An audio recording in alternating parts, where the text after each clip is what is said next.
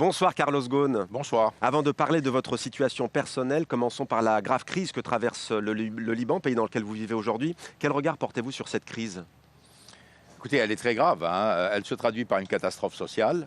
À la base, la crise est financière. On sait très bien que quand il y a des règlements financiers, ça entraîne des conséquences économiques terribles. On l'a vu en 2008 à une échelle mondiale.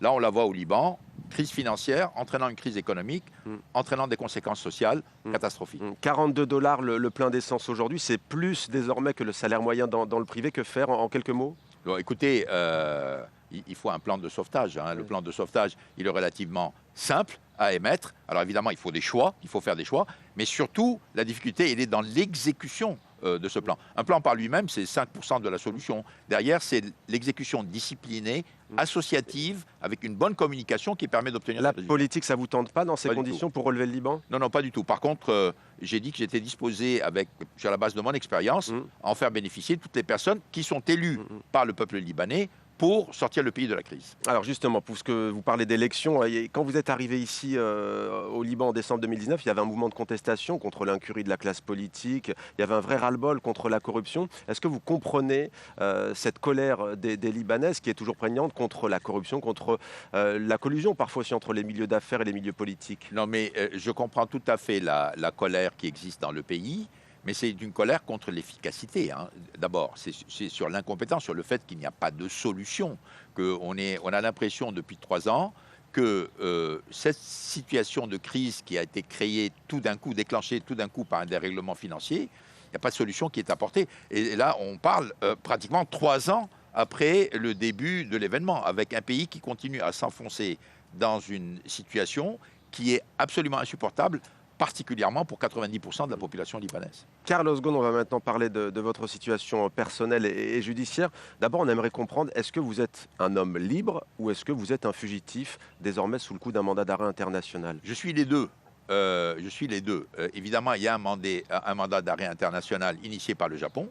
Je signale que le mandat d'arrêt émis par le juge d'instruction français est venu en plus, qui n'a rien changé à la réalité des faits, que je ne peux pas sortir du pays. C'est la France, c'est la justice française qui a notifié la notice rouge d'Interpol. C'est le juge d'instruction français, je fais la distinction, c'est le juge d'instruction français qui a émis le mandat d'arrêt international, qui finalement n'a aucun effet sur moi, puisque j'étais déjà soumis à une notice rouge d'Interpol de la part des Japonais. Donc, si ce n'est que vous êtes un fugitif aussi, vous l'avez dit. Pour répondre à votre question, je suis libre à l'intérieur du Liban, mais je ne peux pas sortir du Liban. Donc, d'une certaine manière, si vous dites, est-ce que au jour le jour, je suis libre ? Oui, je peux vaquer à mes occupations, voir l'ensemble des personnes que j'ai envie de voir, travailler, aider, faire des conférences, etc. Mais je ne peux pas sortir du pays, donc je suis les deux. Carlos Ghosn, retour à présent sur votre parcours pied au plancher avec Florent Krebseg, et ensuite on évoquera justement ces affaires avec vous. On ne rencontre pas tous les jours un homme dont le nom figure sur le site d'Interpol. En notice rouge, les personnes recherchées par la justice. Coup de frein brutal à une réussite menée pied au plancher. Après des études brillantes au Liban et en France, vous devenez tête pensante chez Michelin. Oui, c'est vous. Du pneu à la voiture, il n'y a qu'un pas. Voyant en vous un cost killer, un tueur de coups, en 1996, Renault vous laisse le champ libre. D'économies drastiques en plan de restructuration, 2 ans plus tard, le constructeur retrouve les bénéfices. Et avec les mêmes recettes, vous vous attaquez à la nouvelle acquisition du groupe, le constructeur japonais et moribond, Nissan. Working here? Économie, restructuration, pas de charge et choc culturel pour l'encadrement de la marque, mais aussi tout un pays. Lorsque les bénéfices s'affichent 3 ans plus tard, vous voici élevé au rang de rockstar. Invité vedette des émissions de télévision et honneur suprême, un manga retrace votre vie. Retour en France, vous voici en 2005 président d'un géant, l'alliance Renault-Nissan. Et c'est parti pied au plancher, vous réduisez encore les coûts. Les syndicats sont vent debout contre des rumeurs de fermeture de sites ou opposés à votre augmentation de salaire, décidés contre l'avis des actionnaires. Le 9 mars 2014, une fastueuse soirée est organisée à Versailles. Elle célèbre officiellement les 15 ans de l'alliance Renault-Nissan. Problème, le jour choisi est également celui de vos 60 ans. Mélange des genres? L'événement entre dans le viseur de la justice française. Une enquête est ouverte pour abus de biens sociaux notamment. 4 ans plus tard, le 19 novembre 2018, c'est l'arrestation à Tokyo.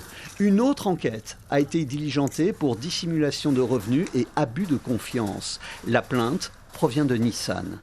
Après 3 mois de prison, vous êtes assigné à domicile. Vous parlez de conspiration, clamez votre innocence, puis vous disparaissez. Vous quittez Tokyo, direction Osaka. Vous entrez dans une caisse, la caisse entre dans un jet. Premier voyage entre Osaka et Istanbul, changement d'appareil et direction le Liban.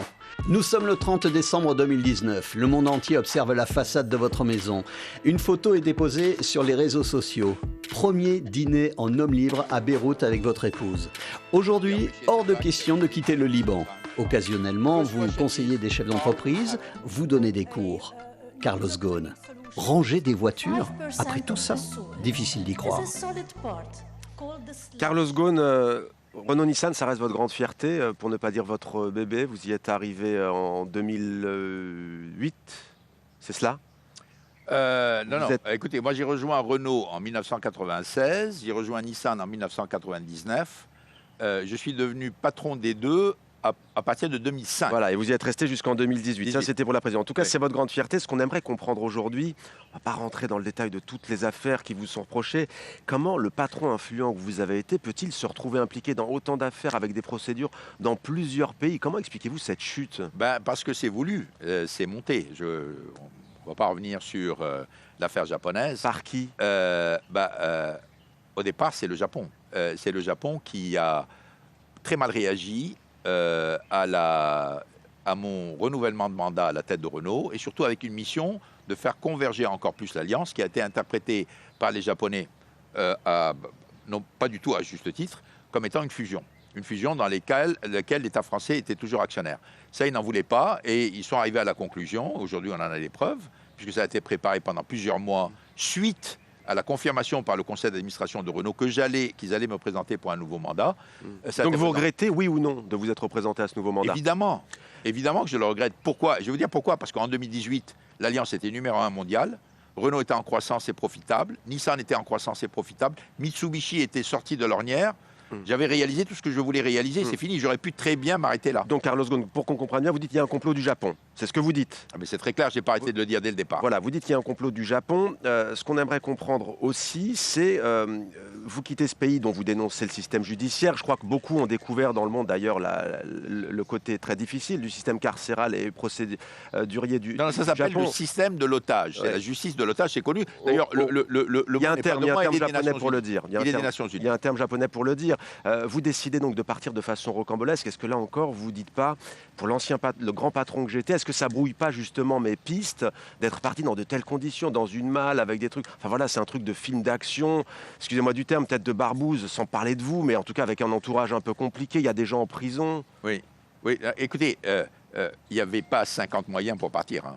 Donc c'était deux choix. Soit rester au Japon, et là, quand je vois comment mon ancien collègue Greg Kelly, qui a passé 3 ans au Japon pour être jugé sur une affaire...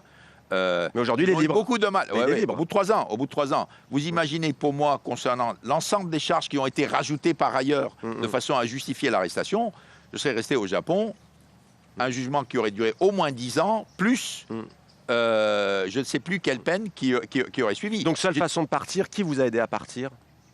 Mais je l'ai fait par moi-même, avec évidemment des gens compétents qui sont spécialisés dans ce genre d'opération. Et heureusement pour moi, ça a réussi. Ça veut dire que vous aviez déjà des liens avant, entre guillemets, un peu sulfureux avec des personnes susceptibles d'organiser de tels actes?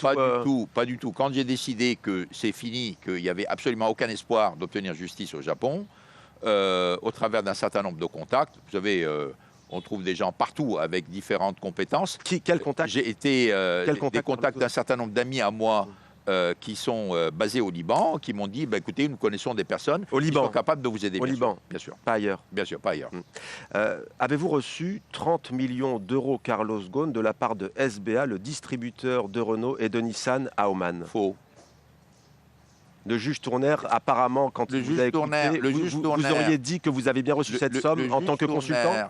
Le juge Tournaire, au mépris du secret de l'instruction, a balancé à la presse des tas d'informations tronquées, non expliquées. Donc, moi, je déplore ce genre de méthode. on aura l'occasion de s'en expliquer quand on sera en face. C'est un coup monté, cette fois-ci par la justice française, alors? Je ne dis pas un coup monté, mais vous croyez au secret d'instruction ou pas? Comment vous expliquez le fait que vous retrouvez une instruction qui n'est pas terminée, que vous trouvez dans la presse française? Comment vous l'expliquez? Ça, en France, vous savez qu'il y a toujours le débat sur le secret des sources, sur le secret de l'instruction. Où il y a secret de l'instruction, où il n'y a pas. On ne peut pas être entre les deux. On ne peut pas l'appliquer quand il s'agit du juge de quelqu'un qui est suspect et ne pas l'appliquer quand il s'agit du juge d'instruction. Alors comment expliquez-vous cette somme? S'il n'y a pas de secret d'instruction, dans ce cas-là, qu'on le dise. Mais moi, cette somme, elle existe, Carlos Ghosn. Je suis choqué. On l'a compris sur le fait que se retrouver talé dans cette somme. Non seulement ça, mais je vais vous dire quelle est la confusion. On mélange SBA, qui est en fait le distributeur, avec quelqu'un qui n'a rien à voir avec SBA. Bon, on mélange les deux et on vous demande de répondre à un certain nombre de questions sur lesquelles il y a des mélanges du genre. Ça ne se passe pas comme ça, c'est pas aussi facile que cela. Devant quelqu'un qui va regarder l'ensemble des détails, et moi je suis très confiant, on verra bien qu'il n'y a rien. Il y a un montage qui a été fait, il y a une explication qui est donnée, qui vise à montrer que vous êtes coupable de quelque chose qui est répréhensible, alors que j'ai toujours dit, il n'y a pas un sou, ni de Renault, ni de Nissan, qui m'a été directement ou indirectement profité. Et deuxièmement, toutes les décisions que j'ai prises pour Renault et pour Nissan sont à l'avantage des deux entreprises, et mes résultats le prouvent. La France vous a-t-elle lâché, Carlos Ghosn? Oh, mais c'est évident. C'est évident. Oui, bien sûr, pour moi, Qui vous a lâché? Écoutez, les autorités françaises, quand j'ai été arrêté au Japon, pendant 3 semaines, ont essayé de défendre. Et puis au bout d'un certain moment, il y a eu cette fameuse déclaration disant l'amitié entre la France et le Japon ou les intérêts de l'alliance entre Renault et Nissan sont beaucoup plus importantes que le sort de n'importe quel individu. Donc la messe était dite. Carlos Ghosn, moi, il y a quelque chose qui me frappe souvent quand on voit des images d'archives, c'est qu'avec tous les présidents français, les dirigeants français, les premiers ministres, vous n'êtes jamais à l'aise à côté d'eux. Vous n'étiez pas à l'aise devant Nicolas Sarkozy, François Hollande, Emmanuel Macron quand il était ministre de l'économie. Écoutez, vous avez toujours été à l'écart et peut-être d'ailleurs, si vous dites avoir été lâché, c'est peut-être pour ça. C'est votre interprétation que j'étais pas à l'aise. Moi, je pense que j'étais à l'aise. Mais c'est vrai que je ne passais pas mon temps à fricoter avec le monde politique. À fricoter avec le monde politique. Je ne l'ai fait ni en France. Ça veut dire je ne l'ai fait ni en France, ni au Brésil, ni au Japon. Ça veut dire quoi fricoter? Ça veut dire intervenir. C'est-à-dire que je passe pas beaucoup de temps. Je fais le minimum qui est nécessaire pour un patron, mais je consacre l'essentiel de mon temps à m'occuper de mon business. Mais fricoter, c'est quoi? C'est un coup de fil? C'est intervenir dans telle usine? C'est intervenir? C'est quoi? C'est une collusion? C'est que vous n'avez pas fait partie de tel ou tel proche de tel ou tel parti? C'est quoi le problème? Tel réseau? Non, il n'y a pas de problème. J'ai une tendance naturelle. Vous savez, moi, je suis arrivé à la tête de Renault par mes propres mérites. Moi, on ne m'a pas nommé parce que j'étais proche de X, Y ou Z. Moi, j'ai été nommé parce qu'on me voulait à la tête de Renault. On a dit, ça, c'est la meilleure personne qui est capable. Et c'est lui, Schweitzer, qui l'a fait, le conseil d'administration. Donc, moi, je suis arrivé par mes propres mérites.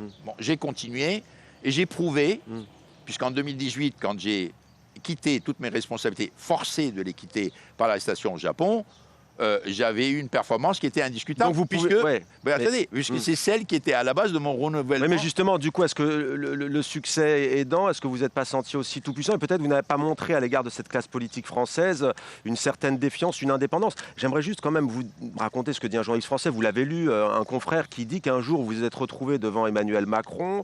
Il y avait le Premier ministre français à ses côtés. Emmanuel Macron n'était pas président de la République, il était ministre de l'économie. Et vous auriez dit à Emmanuel Macron, toi, je te parle pas. Est-ce vrai ou pas? Non, mais non. Ça c'est des racontards, franchement, pas du tout. Vis-à-vis des autorités françaises, vis-à-vis de toutes les autorités avec lesquelles j'ai traité... Non, mais pourquoi pas? Vous auriez pu dire, moi, je parle qu'au président et qu'au Premier ministre. Vous n'avez pas dit ça. J'ai toujours montré beaucoup de respect. Ceci ne veut pas du tout dire que j'étais très intime ou très proche. Je ne l'étais pas. Mais j'ai toujours montré beaucoup de respect. Je suis trop professionnel pour dire ce genre de choses. Carlos Ghosn, on ne va pas se mentir, le grand patron que vous avez été, il a toujours eu des rapports difficiles avec Nicolas Sarkozy, François Hollande et peut-être même Emmanuel Macron.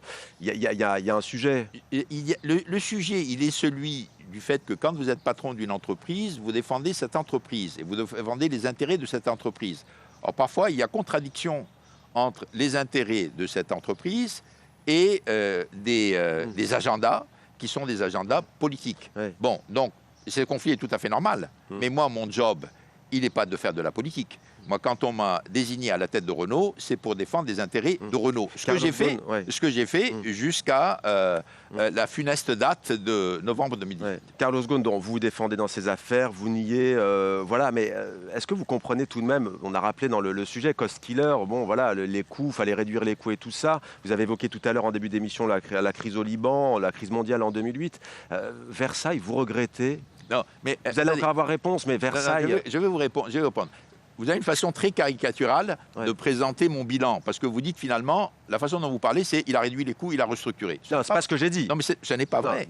Non, mais c'est la façon dont c'est présenté. Oui. Parce que si mais je vous avez n'avais fait fait que attention ça, aux deniers, vous avez fait attention aux deniers. si je n'avais fait que ça, comment vous expliquez la croissance extraordinaire de Renault? Comment vous expliquez la croissance extraordinaire de Nissan? Ça justifie pas la fête à Versailles. Non, mais Versailles, c'est autre chose. Non, Là, je parle de réduction des coûts, restructuration. S'il n'y avait que ça, je n'aurais jamais On a parlé de la réussite. Ça, c'est un premier point. Mais sur Versailles, c'était la fête de l'Alliance, c'était votre anniversaire. Mais c'est un montage, cette affaire. C'était monté pour monter l'opinion publique française contre moi. Je vous rappelle que ça a commencé dès mon arrestation. Et pourquoi? C'était une fête de l'Alliance. C'était une fête de l'Alliance. D'ailleurs, c'est assez intéressant parce qu'il y a eu des vidéos aussi qui votre ont été tournées. anniversaire. Vous avez fait un discours sur l'Alliance, mais il y avait votre anniversaire. Qui était de l'Alliance. Il y a Ducasse qui a servi, il y avait cuisinier. Ni champagne pour l'anniversaire, ni joyeux anniversaire, ni rien du tout. Mais vous êtes bien né le 9 Mais on mars. n'arrête pas de me coller. Non, mais mon anniversaire a eu lieu le lendemain. Je l'ai fêté dans une fête à part le lendemain. Et les convives, Donc, Carlos, les convives là aussi. Mais non, les convives, mais non, tout le monde n'était pas lié à l'entreprise.